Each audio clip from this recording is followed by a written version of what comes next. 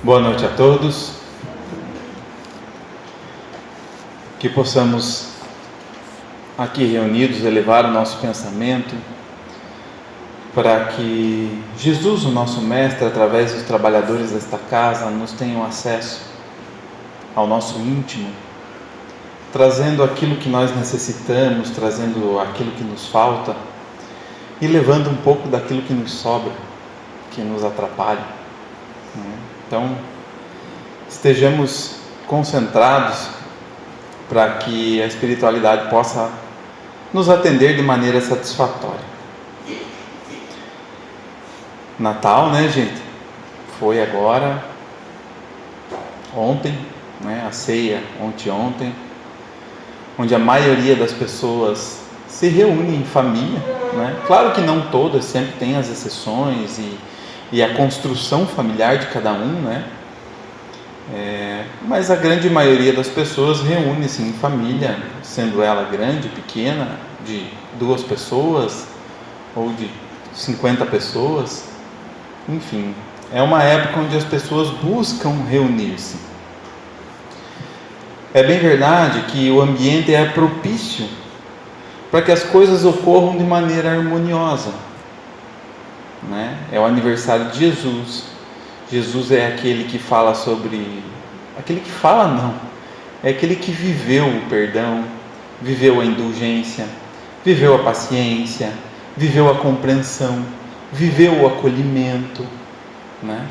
Então não é que Jesus sabe o caminho, a verdade e a vida. Jesus é. É uma diferença, é a diferença da palavra ensinar e do exemplo arrastar, né?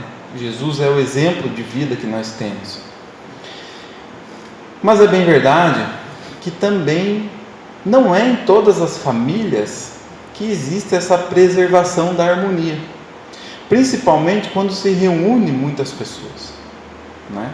São as ideias contrárias, os pensamentos divergentes, e às vezes acontece de os ânimos um pouco mais exaltados em as coisas não ficarem muito bem nessas reuniões familiares, que também é normal, né? A gente não pode dizer que isso é bom, né? Mas aqui é normal, acontece. E pensando nisso, eu resolvi falar um pouquinho sobre família, para que a gente possa entender a diferença de família e parentes. Será que é a mesma coisa? Será que os nossos parentes são a nossa família? Então a gente precisa entender a diferença entre... O Evangelho atribui o nome de parentela, entre parentela material, que são esses, os parentes que estão reencarnados ao nosso lado, né? Filhos, tios, irmãos, pai, mãe, marido, a constituição da nossa família material e a constituição da nossa família espiritual, né? Então a gente precisa entender que a nossa família espiritual, ela é constituída por laços de amor. Simples assim. As pessoas que nos são caras, da qual aquelas que durante várias encarnações, durante vida no mundo espiritual, nós fomos afinando esses laços, criando harmonia, criando entendimento, criando amor. Essa é a nossa família espiritual, né? Então a gente pode pensar no exemplo assim: hoje eu, Tiago, encarnado aqui na Terra, eu sou pai de 3 meninas, a Isabela, a Inê e a Meli. Mas e nas minhas outras encarnações, né? Quantos filhos eu já tive? Então, é verdade que 3 delas estão reencarnadas aqui comigo, mas e as outras? Assim como meu pai e minha mãe, nesta encarnação, é a Gleide e o Luiz. Mas e minhas outras mães? Né? Então a nossa família espiritual, ela é muito grande. E ela é constituída por laços de sentimento, por laços de amor. Já a nossa família material, nem sempre é assim. É óbvio que nós temos os nossos laços de amor dentro da nossa casa, sangue do nosso sangue, né? É óbvio. Mas temos também aqueles que parecem que vieram de outro lugar. Não é comum nas famílias? Sempre quando falam esse termo, não sei de onde que esse vivente saiu. Não sei, como é que pode ser tão diferente de todos nós? Né? E aí a gente começa a refletir e pensar de que maneira que essa família material é arquitetada e qual é o sentido de ela ser formada desta maneira. Será que em relação à constituição das famílias materiais, Deus equivocou-se em algum aspecto? Ou será que Ele não cuidou desse ponto? Será que podem ocorrer erros? Por exemplo, será que a minha mãe deveria ser minha mãe mesmo? Será que aquele irmão difícil deveria ser meu irmão? Ou será que foi só um azar, um erro de percurso? Então a gente precisa compreender que a constituição da família, ela é com a autorização de Deus, e ela é arquitetada pelo ministério da reencarnação por muito tempo. Porque especialmente os desafetos, aqueles que têm as ideias divergentes, aqueles que não caminham olhando para o mesmo prumo, é muito difícil promover o encontro desses seres, respeitando a lei do livre-arbítrio, respeitando a vontade dos espíritos, e às vezes a aproximação e a aceitação de que esses espíritos voltem sob o mesmo teto leva décadas, se não mais, até que um esteja disposto a entender as condições, o outro também esteja disposto a entender essas condições, e não que vai voltar e vai ser mil maravilhas, mas é que é a maneira de educar-se e regenerar-se perante tudo o que um já causou ao outro, seja de bem e seja de mal. E aí muitas vezes a gente, estando encarnado com a bênção do esquecimento, né, faz valer mais do que devia o esquecimento, achando que não é necessário o propósito de estarmos reencarnados juntos, sob o mesmo teto, sob a direção dos mesmos pais, para que nos eduquemos e nos regeneremos. Porque a proposta de Deus é uma família única, universal, onde hoje eu e a Carla, que não habitamos a mesma casa, seremos irmãos, porque somos filhos do mesmo Pai. Então vocês percebem que a instituição família material é o filtro das impurezas, é o propósito de reencontro, de aparar arestas, de desenvolver o amor, para que um dia nos tornemos família universal, assim como Deus Pai quer. Percebem a importância de aproveitarmos essa oportunidade, que em muitos casos levou décadas, talvez alguns séculos, para que toda essa organização de 4, 5, 6 ou 7 pessoas estejam presentes dentro da mesma casa, do mesmo lar, para que a gente simplesmente fale assim: que se dane. Será que vai funcionar? Será que vai ser a última encarnação que voltamos juntos? Provavelmente não. Agora, ficar arrependido no mundo espiritual por mais 50, 60 ou 70 anos até que surja uma nova oportunidade, penso não ser um bom plano. E não é na família específica de alguém, de fulano, de beltrano, todas têm as suas dificuldades. Todas. em aspectos distintos. Em uma família é competição por algum item, por dinheiro ou por sucesso profissional. Na outra família é por vaidade, é por beleza. Eu sou mais bonito que você, eu sou mais bonito que você. É inúmeras as causas, inúmeras. Mas a gente não pode achar que é o acaso e que isso é de hoje, porque não é de hoje. É de sabe lá quanto tempo. Mas o fato é que Deus autorizou, o ministério da reencarnação arquitetou. Foram lá, buscaram a gente, acharam, constituir a família. Deus disse assim, essa é a melhor oportunidade que você pode ter para se reconciliar com o teu adversário, porque junto do teu adversário eu estou colocando pessoas ao seu lado que são pessoas muito queridas, são pessoas preparadas a te amparar nos momentos difíceis, são pessoas que vão te dar apoio nas situações. E se nós pudéssemos dar uma voltadinha no mundo espiritual para ver a arquitetura dessa família, a gente ia entender que é uma bênção infinita de um quadro montado muito bem feito, do qual não podemos encontrar defeitos, porque foi feito por Deus, que sabe tudo, que pode tudo, que está em toda parte.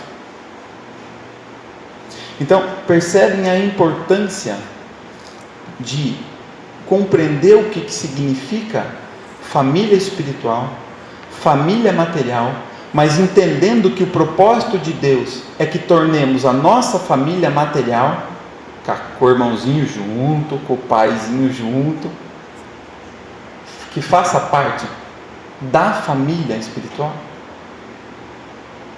porque a família é única, é uma só, é a família universal onde somos todos filhos de Deus. Eu separei um textozinho de Emmanuel, do livro Caminho, Verdade e Vida, editado pelo Espírito Emmanuel e psicografado por Chico Xavier. No capítulo 62, Emmanuel dá uma noção bem interessante para nós, que diz assim, se vocês me permitem eu vou ler. Nos círculos da fé, vários candidatos à posição de discípulos de Jesus queixam-se da sistemática oposição dos parentes, com respeito aos princípios que esposaram para as aquisições de ordem religiosa. Nem sempre os laços de sangue reúnem almas essencialmente afins. Frequentemente, pelas imposições da consanguinidade, grandes inimigos são obrigados ao abraço diuturno sobre o mesmo teto. É razoável seguir-se uma divisão entre os conceitos de família e parentela.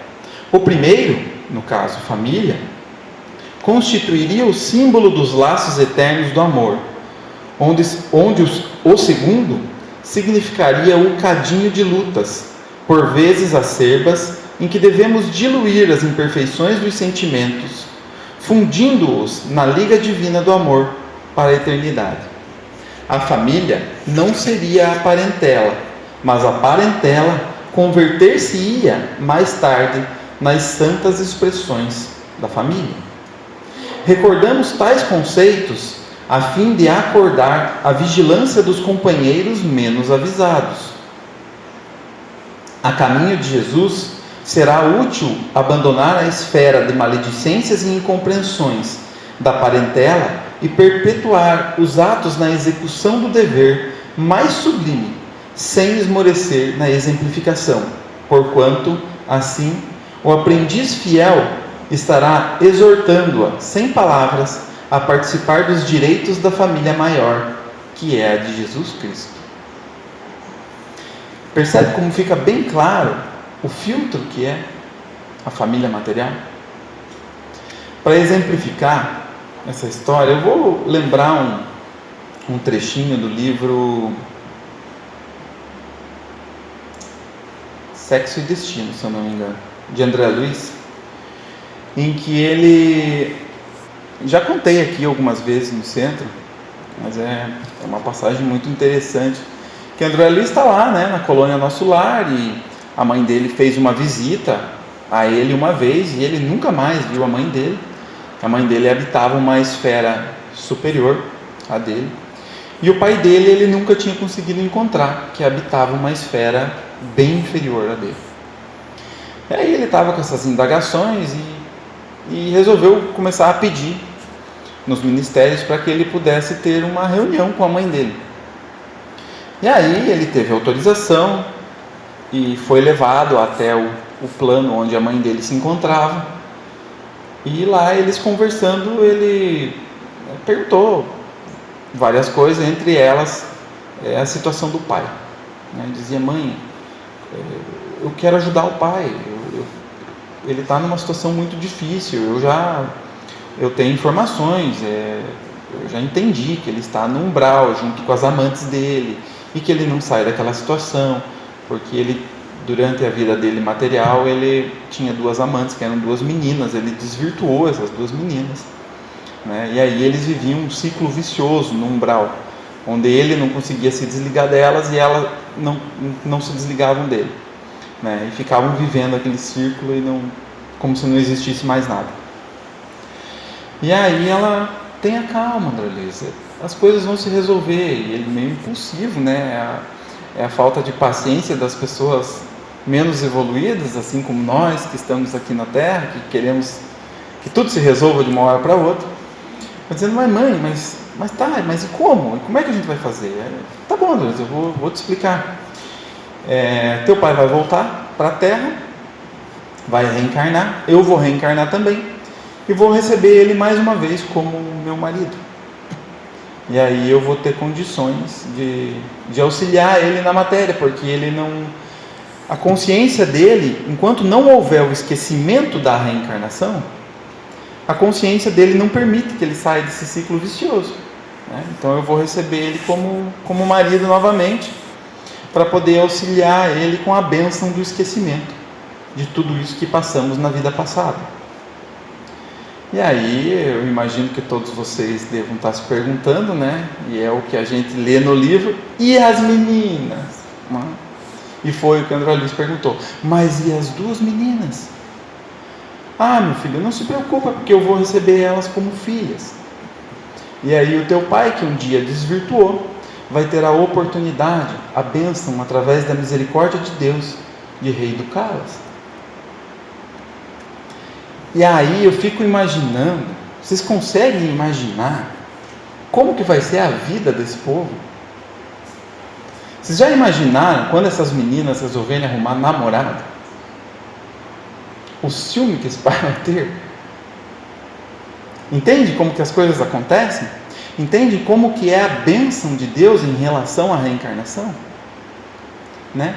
O amparo necessário está na mãe, que habita uma esfera quase angelical. Aí Deus concede a bênção do esquecimento, né, para que eles não lembrem o mal que todos eles fizeram um ao outro, né? Aí eles voltam sobre o mesmo teto, com a responsabilidade imposta pela sociedade, que é de um pai educar um filho.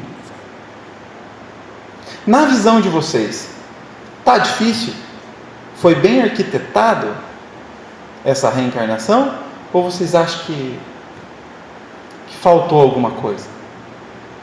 Então, se vale para a situação deles, é natural que vale para a nossa também. Foi arquitetado com o mesmo amor, com a mesma misericórdia, com a mesma bênção. E vejam só, que os outros defeitos, os outros problemas do pai de André Luiz, nem estão programados para ser resolvido nessa encarnação. É uma moratória, é uma bênção, dizendo assim: só uma promissória dessa vez, para a gente chegar aqui, meu povo, e reclamar, e dizer que não dá, e que foi injustiçado, e que as coisas não são como deveriam ser. Penso que a gente deve refletir melhor se realmente acreditamos que Deus é nosso Pai e cuida das nossas vidas. e cuida da nossa encarnação. Porque se nós realmente acreditarmos, esse exemplo nos mostra que toda a reencarnação, toda a estruturação familiar, material, é cheia de bênçãos, é cheia de misericórdia, é cheia de atalho dos problemas, né?